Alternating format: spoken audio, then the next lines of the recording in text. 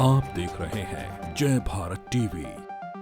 कोई एक तबका मुझे बताइए कि हिंदुस्तान में कौन सा तबका खुश है अलावा अडानी और अंबानी के, क्योंकि पूरा हिंदुस्तान छीन करके कुछ चंद लोगों के हाथ में दे दिया गया।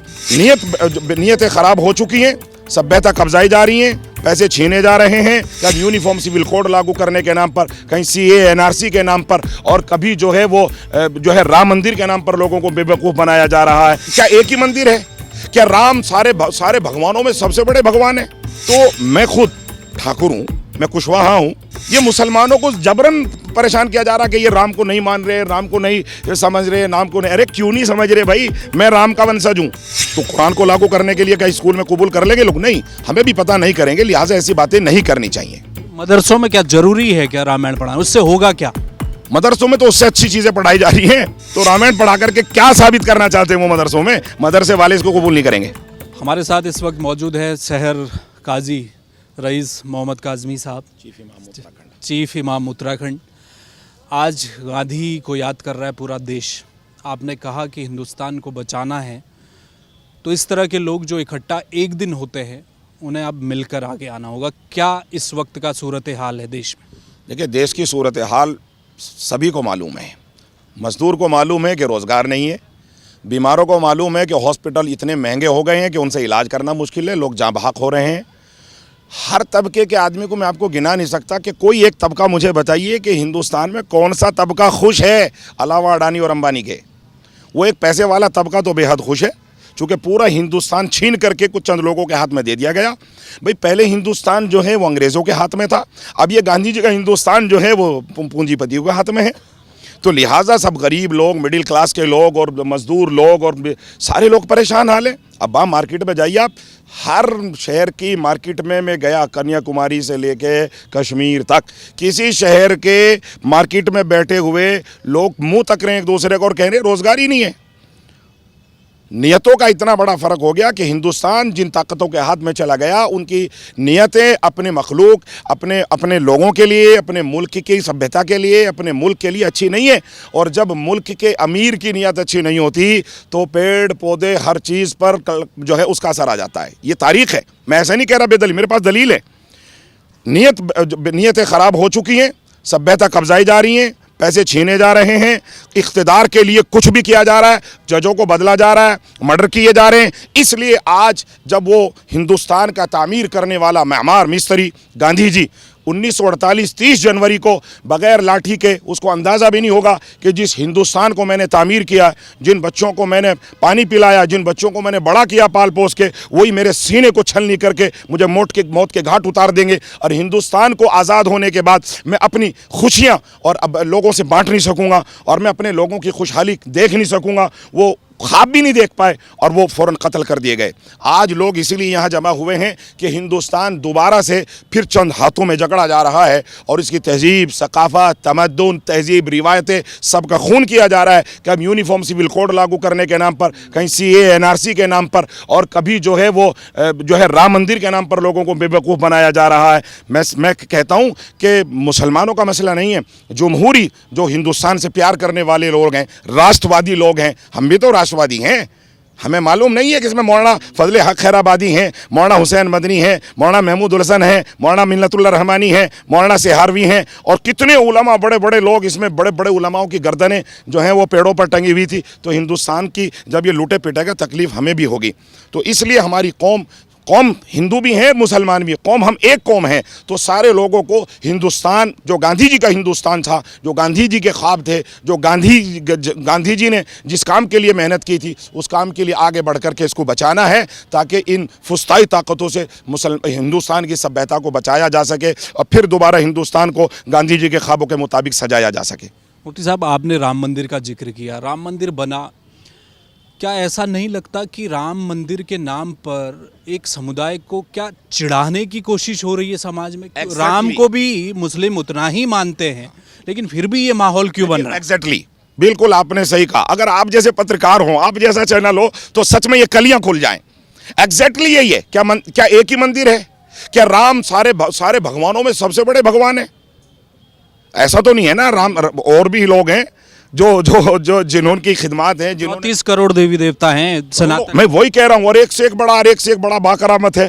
तो मैं खुद ठाकुर हूँ, मैं कुशवाहा हूँ, तो मतलब क्या हुआ कि दुनियादारी और ज़ाहिरी एतबार से मेरे वंशज हैं, मैं उनका वंशज हूँ, वो मेरे बड़े हैं, तो मैं भी आदर सम्मान करता हूँ।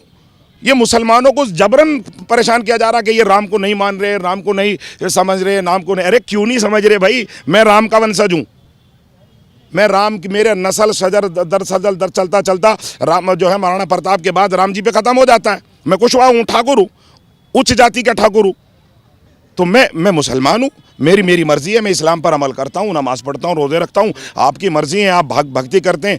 लेकिन जबरन एक बात बताओ, अगर कोई मुसलमान किसी सूबे का मुख्यमंत्री बन जा तो क्या वो मस्जिदों में जा करके नमाज़ें पढ़ता रहेगा 24 घंटे? क्या लोगों को जो है तबलीगी करता रहेगा?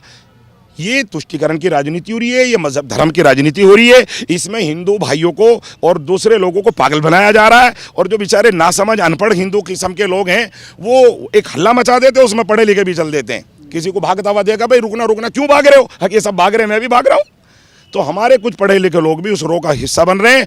प्रधानमंत्री को और हमारे साहिब इख्तिदार लोगों को इस तरह की राजनीति नहीं करनी चाहिए।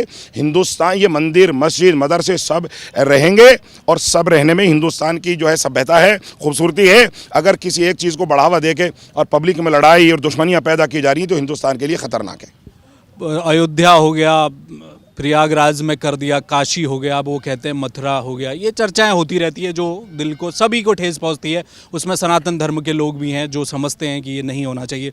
यहाँ साहब, मैं ये जानना चाह रहा था, अभी उत्तराखंड के वक्फ बोर्ड के अध्यक्ष जो हैं शादाब शम्स, उनका एक बयान आया, उन्होंने कहा कि मदरसों में हम रामायण पढ़ाएंगे, राम को पढ़ाएंगे। क्या लगता है ये जिस बात को अभी हम चर्चा कर रहे हैं, ये जबरन चीज़ें थोपनी क्या किसी को दिखाने के लिए होंगी क्या सारी चीज़ें? बिल्कुल सही बात है।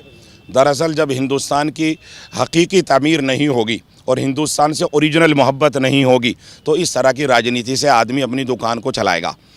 मैं मुसलमान हूँ और बचपन से मुसलमान हूँ। आप मेरे से डिबेट कर लें राम जी के बारे में, अगर वो आप मेरे से 1 घंटा डिबेट कर सकें राम जी की ज़िंदगी पर, उनके घराने के बारे में। मैंने रामायण को नहीं पढ़ा, मेरा रामायण है, मैंने रामायण को पढ़ा है। मैं और दूसरे मज़हब की किताबें पढ़ता हूँ, ये मेरा इख्तियारी सब्जेक्ट है। लेकिन क्या बुद्धिस्टों के मदरसे में या स्कूल में जाके, ईसाइयों के स्कूल में जाके या शिशु मंदिरों में जाके मैं ये कह सकता हूँ कि यहाँ मोहम्मद जो दुनिया का सबसे बड़ा आइडियल है, अंतिम महर्षि पैगंबर कायनात मोहम्मदुर रसूलुल्लाह सल्लल्लाहु अलैहि वसल्लम की जीवनी को पढ़ाइए ताकि लोग उसके मुताबिक अपनी ज़िंदगी डालें? क्या मान लेंगे वो लोग? लड़ाइयाँ हो जाएंगी। कुरान पढ़ा लेंगे लोग शिशु मंदिरों में? आप बताइए, पढ़ा लेंगे क्या? भाई कुरान सबसे पवित्र ग्रंथ है, सबसे पवित्र। चैलेंज है हमारा आज ऑल वर्ल्ड, और दुश्मनों की लिखी हुई बात बता रहा हूँ, अंग्रेजों की लिखी हुई बात बता रहा हूँ जो किसी के भी नहीं होते। उन्होंने लिखा कि कुरान शरीफ दुनिया का वो वाहिद ग्रंथ है, वाहिद किताब है जो पूरी दुनिया में सबसे ज़्यादा पढ़ी जाती है, सबसे ज़्यादा सुनी जाती है। तो कुरान को लागू करने के लिए क्या स्कूल में कबूल कर लेंगे लोग? नहीं, हमें भी पता नहीं करेंगे, लिहाजा ऐसी बातें नहीं करनी चाहिए। मदरसों में क्या ज़रूरी है क्या रामायण पढ़ाना? उससे होगा क्या? मदरसों में तो उससे अच्छी चीज़ें पढ़ाई जा रही हैं, मदरसों में तो उससे खूबसूरत चीज़ें पढ़ाई जा रही हैं, इंसानियत पढ़ाई जा रही है, मोहब्बतें पढ़ाई जा रही हैं, ज़िंदगी पढ़ाई जा रही है, मैथ पढ़ाया जा रहा है, साइंस पढ़ाई जा रही है, हिंदुस्तान को तामीर करने के जज्बे पढ़ाए जा रहे हैं। तो रामायण पढ़ा करके क्या साबित करना चाहते हैं वो मदरसों में? मदरसे वाले इसको कबूल नहीं करेंगे। अच्छा, मेरा लास्ट सवाल है सर, यूसीसी को लेकर सरकार ने, मुख्यमंत्री ने कल घोषणा कर दी है कि साहब हम यूसीसी लेकर आ रहे हैं।